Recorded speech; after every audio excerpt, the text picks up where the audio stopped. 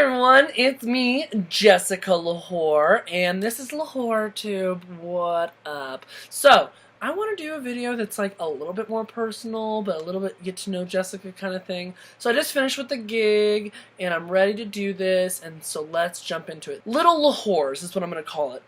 I'm a person in and out of drag. I value small trinkets, random things that remind me of queens or fans or just moments in my life. I have a big fear as an individual that I'm going to grow old and I'm going to forget about certain things, and I have dozens of shoe boxes from when I was a kid and growing up filled with programs and little trinkets and tickets or like a used napkin. I think I have a KFC bucket from the first time I ever went to KFC, and I'm just like that. In my relationship with my boyfriend, I have little things that remind me of significant events. Those are more valuable souvenirs than actual souvenirs.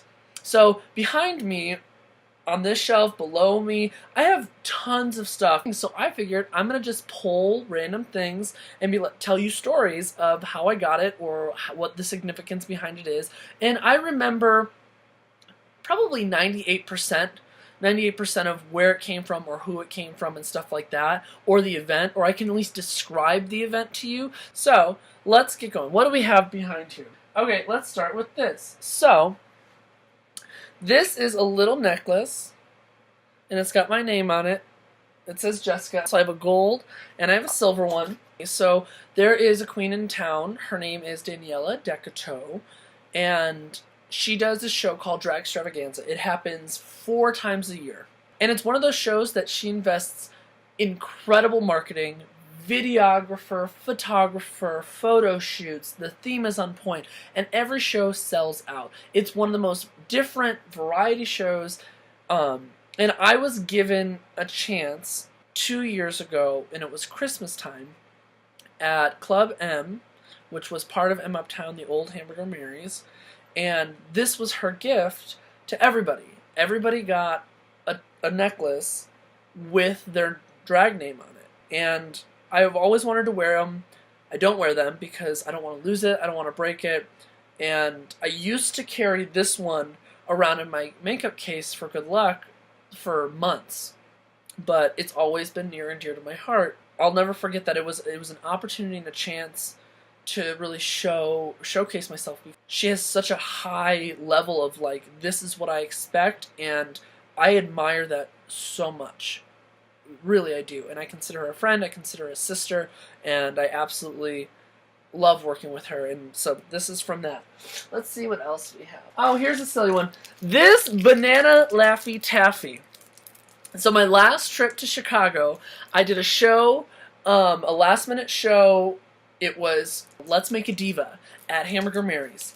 I had to run from this show to a different show, and right before I left, Brianna Banana from Chicago, she does a lot of the shot with sojus. She is funny. She's really charismatic. She's incredibly sweet. I was heading out, and she had all these Laffy Taffies, and she's like, do you want one of these? I need them for my number, but if you want one, you can have one.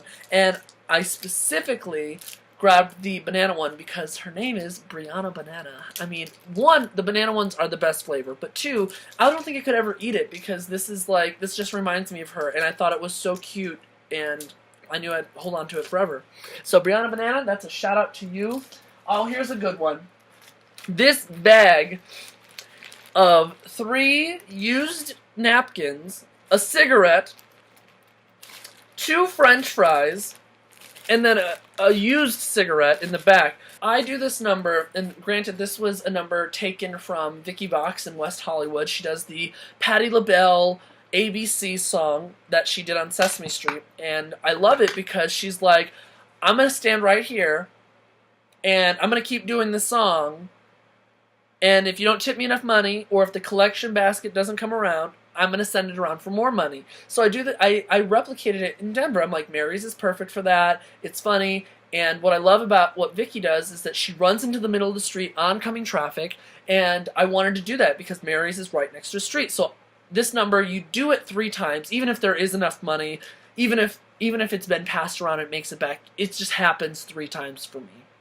And as you progress, it gets more crazy, you get more angry church lady, and by the end of it, you don't have shoes on, you don't have jewelry on, you don't have a wig on, you run into the middle of the street, you're stopping traffic, you're going crazy, and then you end up passed on the floor. Well, bitches decided that it'd be funny to put used dirty napkins, French fries, and these disgusting-ass cigarettes in my money collection box. And so I put them in a little baggie, and I kept them because it's just like, it's part of like why you do drag.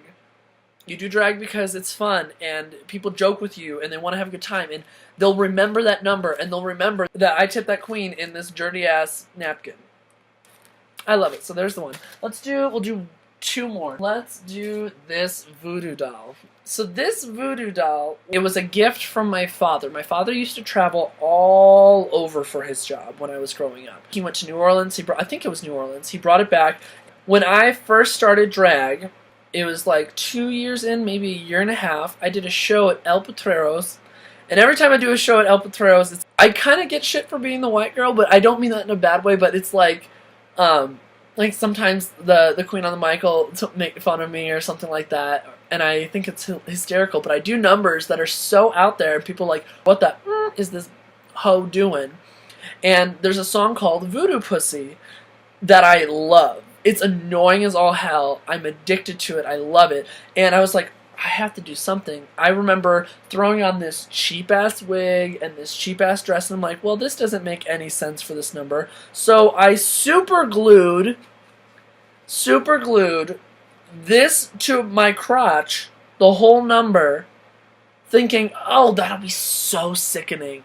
No. It got in the way, it scratched up my legs because I didn't used to pad. It was so uncomfortable, and nobody could see that it was a voodoo doll. They just saw some chunk of doll, whatever, on my crotch.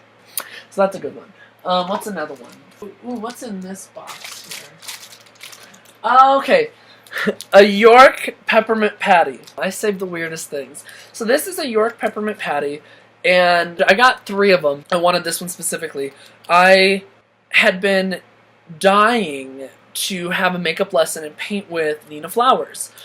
We had that opportunity, which was incredible. To sit down, I got to learn so much about her journey and her life, and I was so nervous, and she was like, let's get a cocktail. So we had a cocktail, we were talking, and randomly she came over and she had a bag of these peppermints, and she was like, do you like these? And I really don't like peppermints. They're not horrible, I just don't like chocolate, let alone I don't like these. And she was like, here, take some, and threw them into my makeup case. Never ate them. So they sat in my makeup case for forever, and I was like, okay, I gotta save one of them. But this just reminds me of that moment. Like, that moment was so valuable and so important to me and so memorable. So, as you can see, these are just like 5 or 6 things of a plethora of crap behind me. To some people, they might think it's junk, but everything has a story and everything means a lot to me. So, stick around. I think I'm going to do more of these because I really enjoy this. Thank you so much for watching. Make sure that you subscribe to my YouTube channel, follow me on other social medias, and look forward to more videos. Bye-bye!